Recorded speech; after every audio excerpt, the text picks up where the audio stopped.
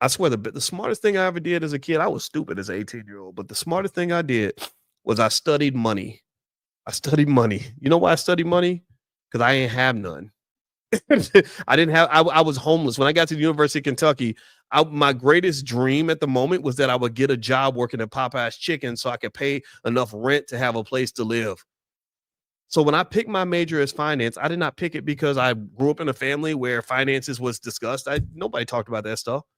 Nobody said, "Well, this is the career trajectory you want to have. You want to be a financial scholar." I'd never met a professor in my life. I met one white guy who was a professor at the University of Louisville, and I talked to him for like 5 minutes. I never met a black professor. You know why I studied finance? Because somebody told me finance was money, and I said, "Oh, well, I don't have any money, so I figure if I want to get some, I should study it." Smartest thing I ever did.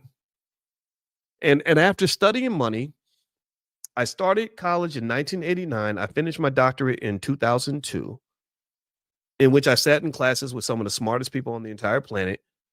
And that was 23 years ago. I knew nothing then compared to what I know now. But even then, I knew more about finance than 99.9% of the population.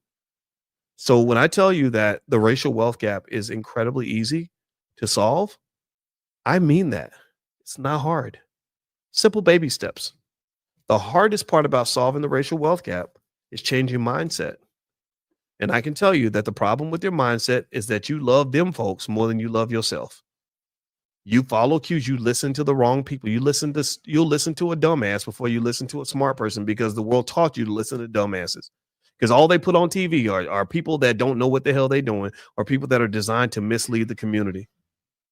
So what I'm telling you is that the economic part of society, health, wealth, and relationships. You talk about wealth. Wealth is easy.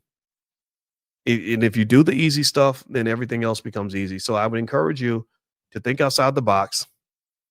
Stop letting the Democrat Republican stuff guide you and start guiding yourself. You have the tools to do that. You have everything that you need.